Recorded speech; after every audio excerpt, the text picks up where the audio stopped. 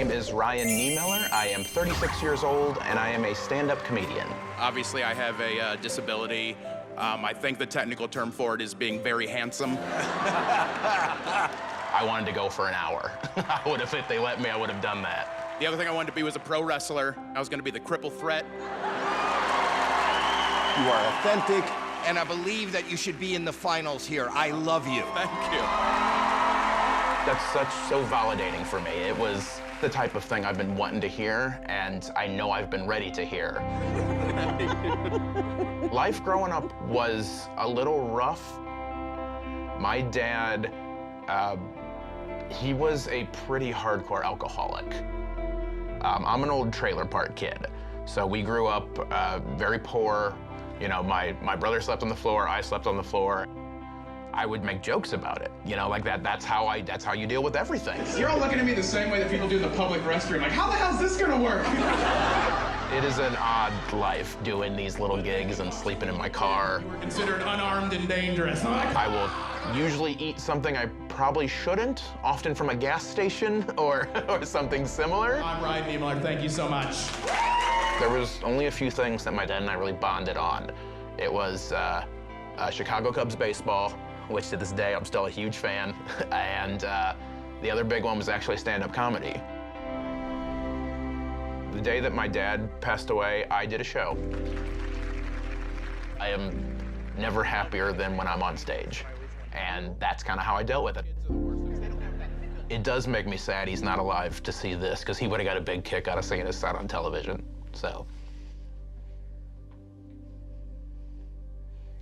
what are you gonna do? I'm Ryan Niemiller, you guys. Thank you so much. Very happy to be back here in Los Angeles. Thank you. I actually just flew in from Indiana, and boy, are my arms missing. Well, that's United for you. Oh, man. Oh, no, you didn't. People always want to underestimate me because I have this disability. People underestimate me all the time. I had a woman come up to me after a show recently, and she had some questions. She was like, okay. Can you drive? And I was like, yeah. Oh, good for you. Making it happen. Can you read? And I was like, well, not Braille, but.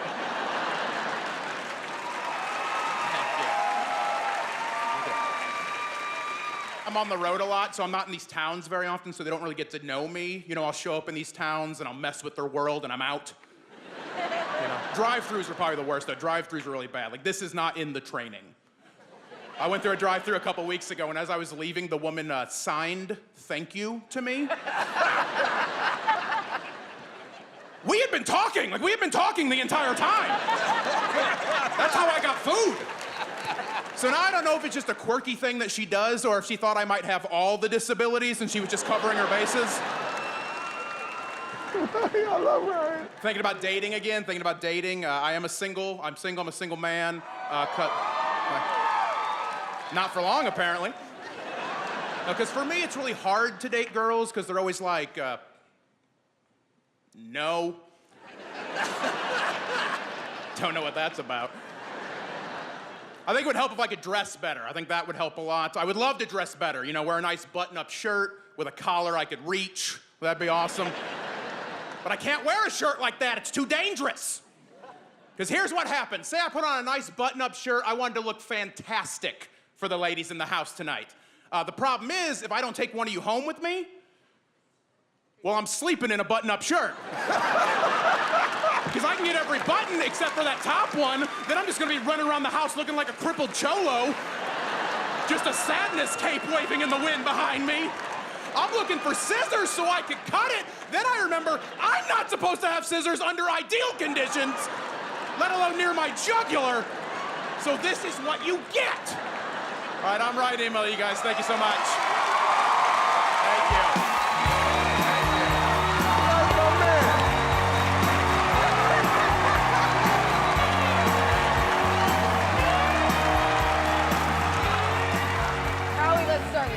Oh my gosh, you know how I feel about you. I love you. You are just funny and bright and lovable and memorable and deserve a spot on this show.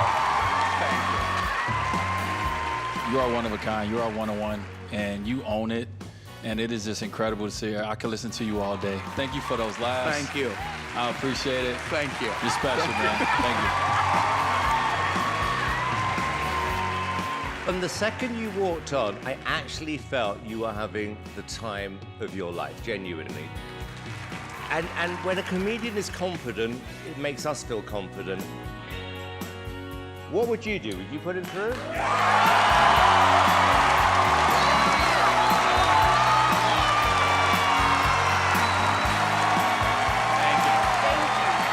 luck, buddy.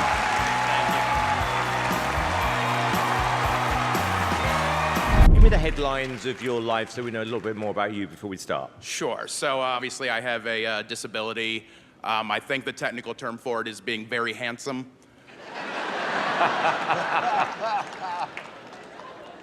Where would you like to be? Do you want to see yourself as a touring act, TV, or Vegas? When I was growing up, there was nobody that looked like me on television, so I kind of want to be the first one that's doing all that. I want people to be able to look at what I'm doing. Good.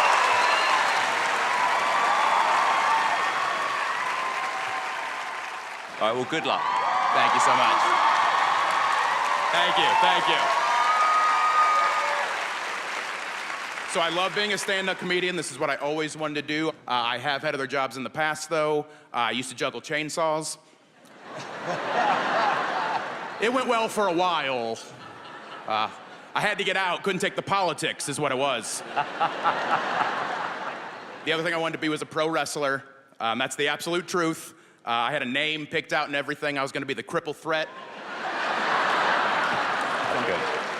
That was clever.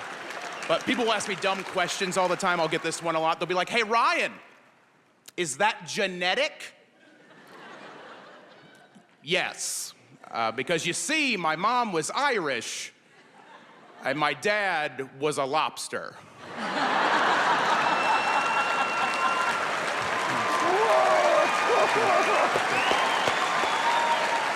Kids are the worst, though. Oh, kids are the absolute worst, though, because kids don't have that filter. You know, if a kid says you're ugly, all right, deal with it. Buy a hat. I don't know what to tell you. I had this 8-year-old girl recently come up to me, and if you're ever feeling pretty good about yourself, let an 8-year-old girl verbally kick you in the nuts. That'll fix that for you.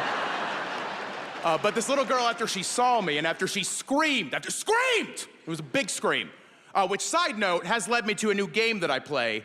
Now when I'm out in public and I see a child staring at my arms, I like to pretend that I'm discovering them for the first time, too. They're like, what are you? Oh, my God! What happened? Call somebody!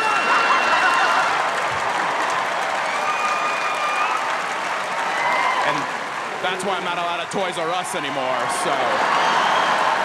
Thank you. Thank you. I'm Ryan Niemiller, you guys. Thank you so much.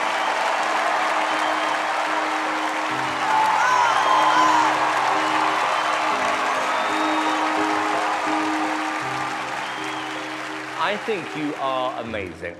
I'm just curious, why have you not had the break you're looking for yet? I think part of it is having a disability like this. It's really hard to kind of break through without people thinking you're a novelty act. I've had the booker tell me, well, I don't think this is what we like. This isn't what the people want here. So. He's the one with the disability, not you, trust me. Yeah. That's why you're here. Thank you. You are brilliant. You are real, you are authentic, you are funny, you are a star. There is not a room that you should not be allowed to play in, and I believe that you should be in the finals here. I love you. Thank you. That means thank you so much. I appreciate that. You're freaking funny, and I just want more. I want to know your next tour dates. I'm gonna be your roadie. You're brilliant. Thank you. I mean, literally everything about you just screams, I am awesome, I am funny, I am the real deal. Hit him with a dab. Howie, yes or no? Yes. 2 yeses. Yeah, I got 3 yeses. I actually know how many people are in this theater, so you have 4,104 yeses.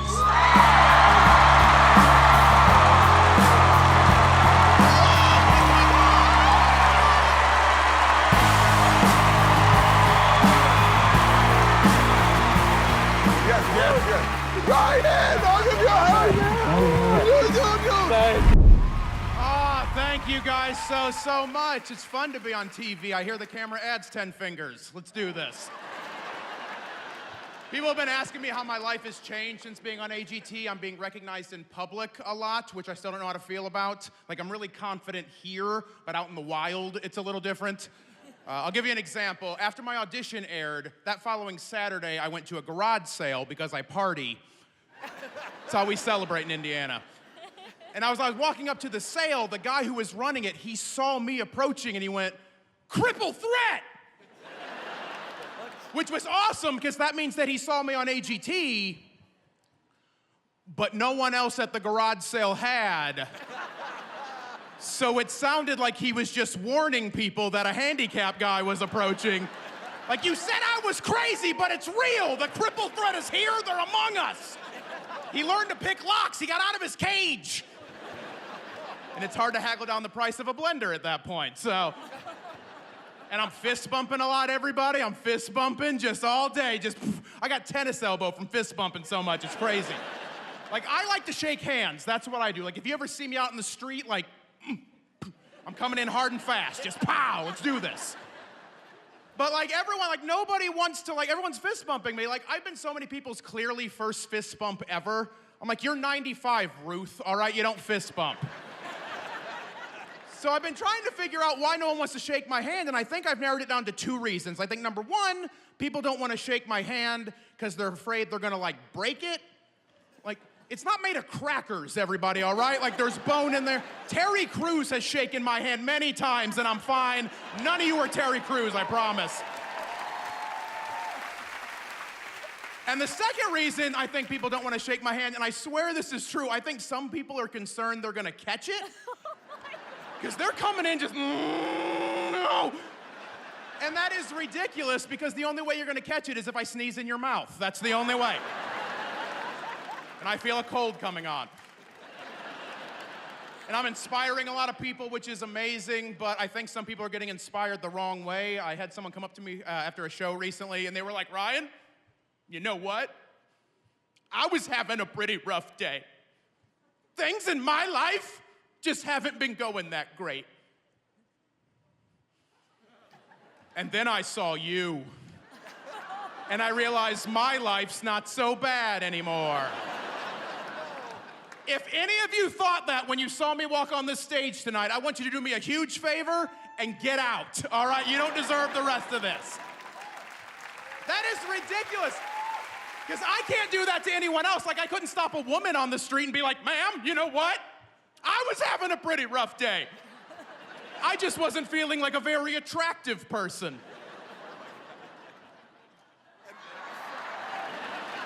And then I saw you. And I realized I'm at least a 7, so thank you, thank you. Before I get out of here, I'm gonna end on a little bit of a sappy note. I wanna thank America's Got Talent, and I wanna thank all of you in America for voting me this far. It means the world to me. Thank you so much. If you could all vote for me tonight, I would really appreciate it. And if you don't vote for me, it's technically a hate crime, so. All right, I'm Ryan Niemiller, you guys. Thank you all so much. Oh, I think I just pulled a hammy. That hurt a little bit. Ow. Oh, I'm so happy to be back in Hollywood. I actually drove from Indiana to Los Angeles for AGT because I'm dumb. I am dumb. That is a terrible trip. Like, I live in the Midwest. I love living there. But I think we all can agree the middle of the country is not exactly aesthetically pleasing if you're driving through it. Like, if you've never made the trip, it's basically Los Angeles, New York. Like, that's what you're dealing with. When I was driving through Utah, my best friend was trying to cheer me up about it. She was like, "Oh, Utah's beautiful." Yeah, for about 10 minutes. That state takes 9 hours to get across. You start to go insane. It becomes like an old Looney Tunes cartoon where the background just keeps repeating itself over and over again. You're like, I've seen that cactus before and it's flipping me off. What's its problem? I crashed my car into the side of a mountain that a coyote had painted a tunnel on. It was a really rough trip. And because I'm a real cool guy, I got a one-armed sunburn on the way. Ladies, that's for you, huh? See, because when you're a ginger, you have to tan in sections or you catch on fire. Got a little on my knee. Oh, my God. And I actually lived in Florida for a while near the beach, and that was a horrible idea because I would go outside, and I'd catch on fire immediately. And we're surrounded by water, but I couldn't jump in to put myself out because I don't know how to swim. So now I'm just running up and down the beach looking for a stranger to pee on me, and that's a weird way to make friends.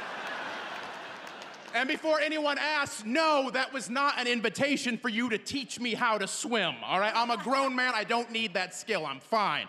My friends get so mad at me that I refuse to learn to swim because they like to swim, and people can't just let other people not like what they like. That's not how they're wired.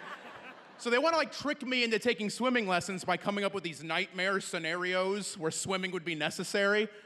They'll be like, okay, Ryan, you don't want to learn to swim? Fine. But what happens if you're out fishing and you fall overboard and there's no one around? Oh, what are you going to do then, Ryan? I'm going to drown. I've come to terms with that. I will die in the water. And why the hell was I out fishing anyway? Did I lose a bet? You can buy fish. I don't need to learn to swim is what I'm saying. I'm fine. I don't need a skill. I just avoid the water and I win. There's a reason I live in Indiana. There's no water anywhere. I beat it. You don't gotta face your fears every day of your life. I'm also scared of snakes. I don't gotta punch a snake every morning, do I? No, I just stay away from snakes. Well, Ryan, what happens if you're on your jet ski? I'm not gonna be able to look at jet ski! Ever! That's not a fun activity for me. And besides, the jet ski rental place hates when you crap in terror on their jet skis. That's how you lose your deposit. All right, I'm Ryan Niemiller. You guys, thank you all so much.